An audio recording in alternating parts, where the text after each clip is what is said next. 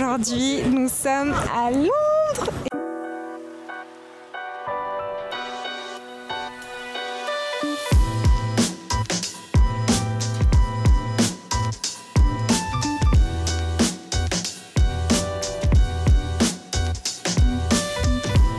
Aujourd'hui, nous sommes à Londres et je suis trop contente de vous amener avec moi.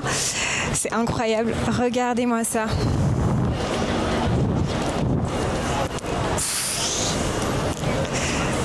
Allons-y.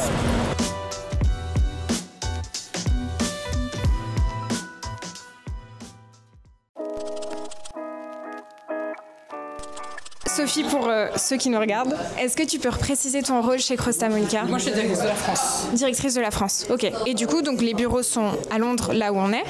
Et en France. Et vous êtes basé en France, ok. Ça marche, super. Si jamais tu veux t'inspirer, il y a des Ah là là, pizzas partout. c'est trop bien, magnifique.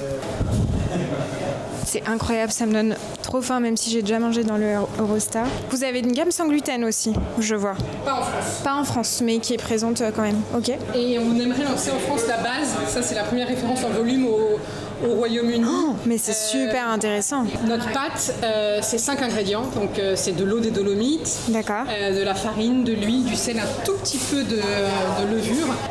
Et notre sauce tomate, on l'a fait nous-mêmes. Il n'y a pas d'additifs, pas de sucre, rien du tout. On fait passer ça au four et c'est tout. D'accord. Le consommateur, il met ce qu'il veut dessus, du fromage, pas de fromage, de la viande, pas de viande, du poisson. Et là, elle est déjà lancée. Effectivement, c'est ce que tu dis dans en France, elle existe déjà. Elle existe déjà au Royaume-Uni. Mais c'est incroyable en plus d'être présent dans plein de pays. Tu peux aller vers le distributeur, rassurer déjà avec des performances. Oui. Donc ça, c'est exactement. très très très positif.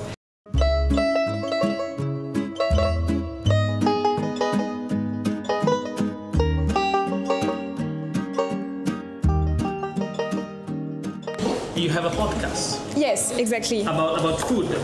The margherita is our best seller.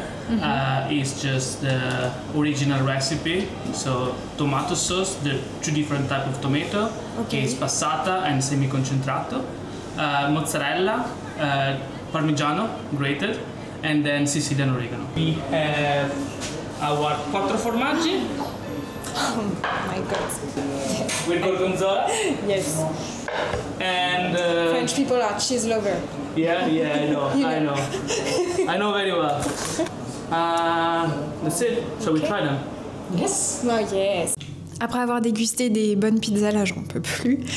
C'était vraiment bon, la qualité des ingrédients, le fromage avait un goût assez incroyable. Et pour le coup, moi qui suis pas du tout consommatrice de pizza surgelée, ça pourrait presque me faire changer d'avis.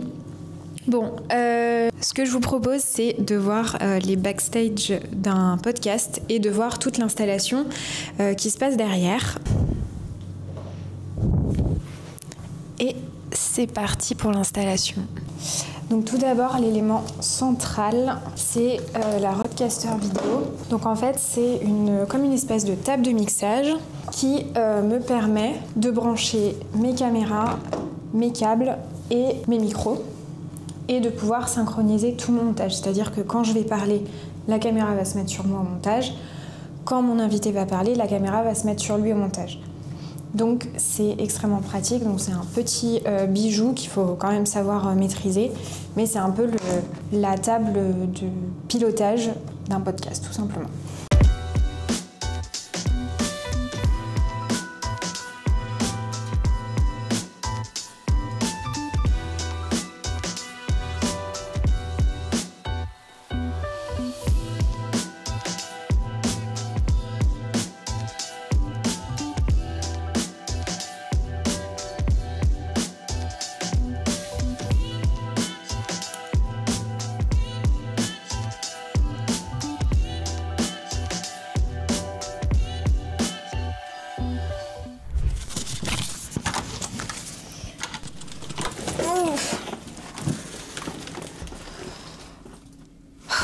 Je viens de rentrer là. J'ai mal aux pieds. J'ai tellement mal aux pieds. Oh, je veux faire la belle avec mes chaussures, mais ça fait pas. Bon, on est à l'hôtel.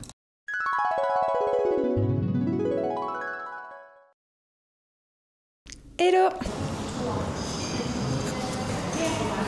En fait, les filles de Gou m'attendaient pour 18h. 18h heure anglaise. Et moi, je croyais que c'était 18h heure française. Bref, je me suis emmêlé les pinceaux, elles sont déjà au pub. Donc, il faut que je me dépêche. Donc, j'en profite pour vous prendre avec moi. Et regardez où on est. C'est plutôt cool. Le seul truc sur lequel je suis un petit peu frustrée sur le timing, c'est que j'ai pas du tout eu le temps d'aller dans un supermarché. Donc j'essayerai d'y aller demain matin.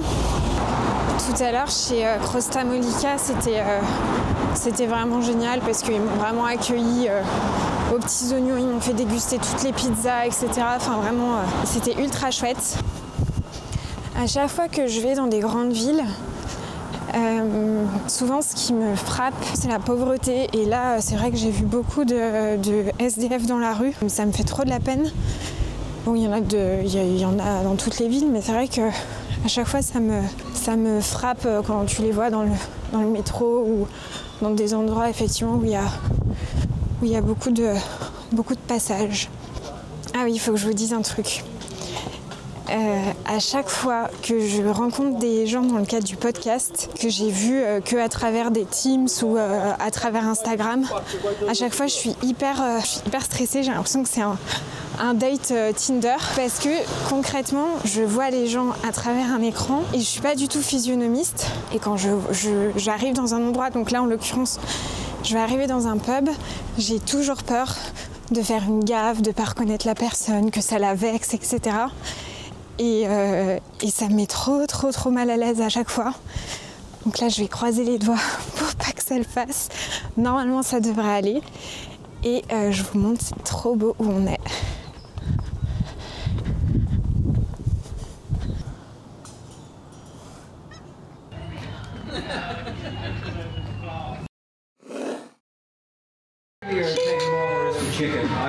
Il a l'air incroyable.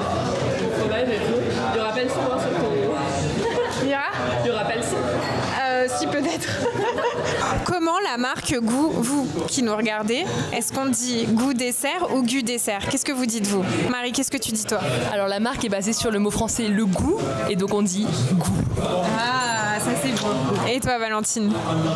Ben, moi aussi je dis goût, mais je me pose la question de savoir si tous nos consommateurs et nos enseignes disent gu, est-ce qu'on devrait pas finalement s'appeler gu? Votez en commentaire. Goût ou Gu? J'ai passé une excellente soirée avec Marie et Valentine, c'était génial.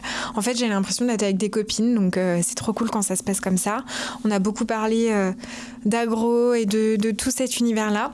Et je dois vous dire que c'est des moments qui sont privilégiés, évidemment, qui sont jamais filmés et jamais mis sur le devant de la scène, mais je trouve que c'est peut-être là où il y a le plus d'insights parce que tu comprends vraiment tout le fonctionnement des entreprises, tu comprends les irritants, les trucs très positifs, les bonnes pratiques, etc. Et forcément, à partir du moment où tu as un micro, les langues se délient un peu moins. Donc peut-être qu'un jour, je ferai de la caméra cachée, mais bon, si je fais ça, plus personne voudra parler avec moi. Ce qui est cool en Angleterre, c'est qu'on mange tôt. Donc on s'est rejoint à 18h. Alors c'était un peu la panique parce que je me suis un peu emmêlé les pinceaux entre 18h heure française, heure anglaise. Donc bon, je suis arrivée avec 20 minutes de retard, mais j'y suis arrivée.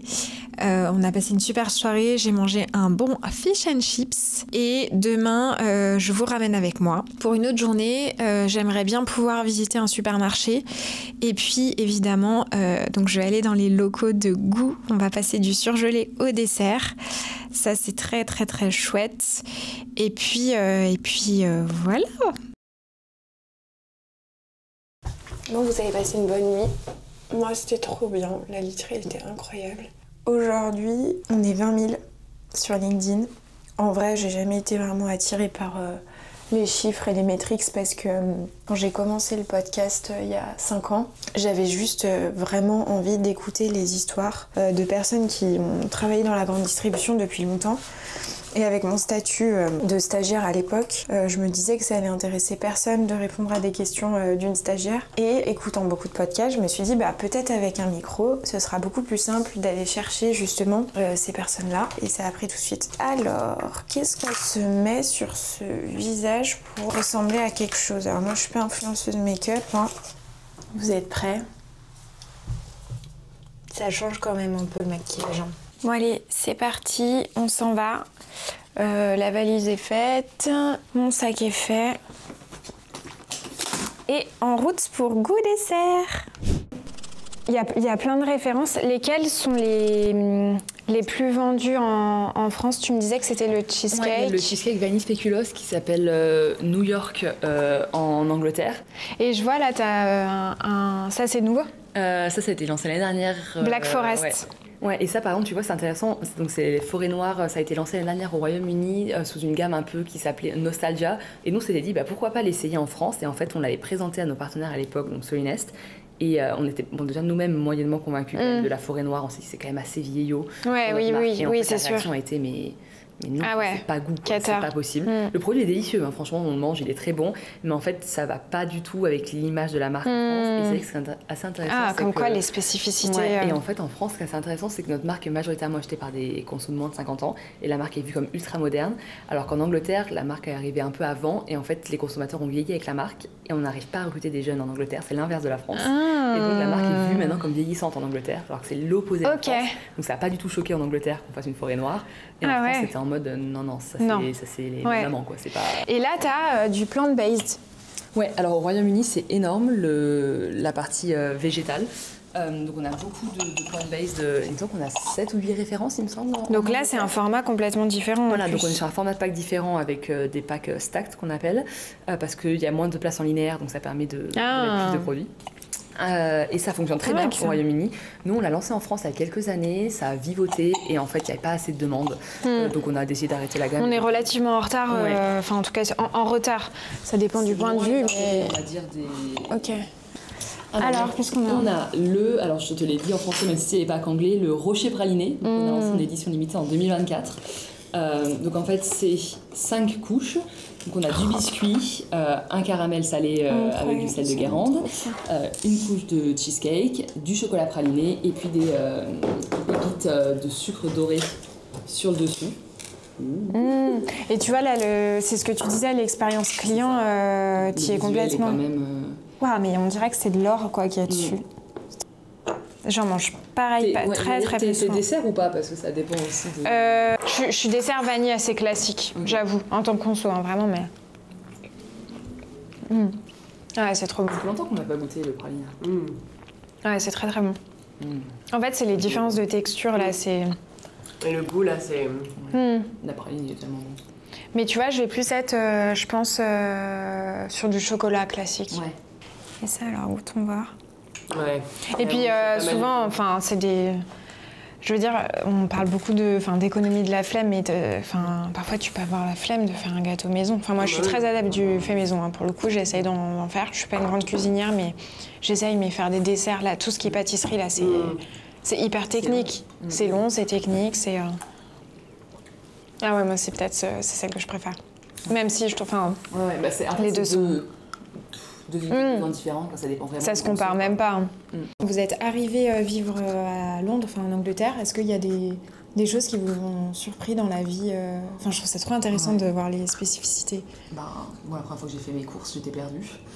J'adore faire les courses déjà, il faut savoir. Dans les rayons, évidemment. C'est la première chose que tu fais quand tu vas dans un pays étranger. Et de voir la taille du rayon chips. Moi, c'est ça qui m'a marqué. Ils ont des paquets, tu vois, ils ont des paquets, mais j'ai jamais vu un paquet de cette taille-là de chips. Pour moi, c'était le bonheur personnellement. Voilà. Moi, je suis pas très chips en plus, donc j'étais en mode, mais qu'est-ce que c'est fou. Mais la taille des paquets, là, pareil, tu vas voir la taille du rayon beans en conserve, là. Ah oui, ah bah ça... Ça aussi, j'adore. En vrai, si j'adore les beans pour vivre ici. Ah, c'est vrai, toi aussi. Toi, t'aimes bien... Ok. Ah, d'accord. Je trouve qu'ils ont même des spaghettis bolo en conserve, enfin, tu te dis, mais... Qu'est-ce que c'est? Pourquoi? Ils ont beaucoup moins d'offres frais. Voilà. Attends, moi je vais passer par là. Bon, ça y est, on est dans le supermarché.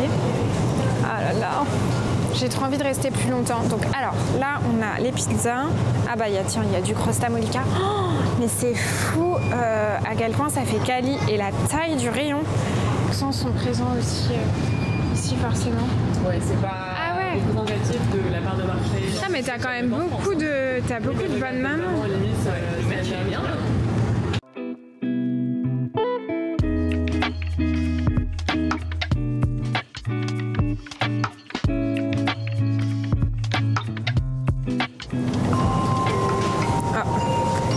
Ça c'est l'heure qui me dit que je vais devoir y aller.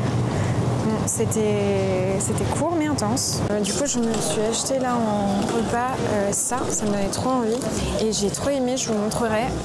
Dans le magasin où je suis allée, à la sortie du magasin, il y avait des fourchettes et des cuillères en bois en libre service.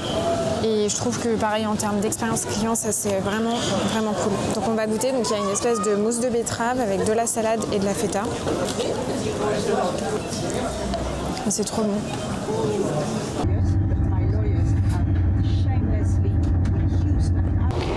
Ça y est, de retour en France et de retour chez moi.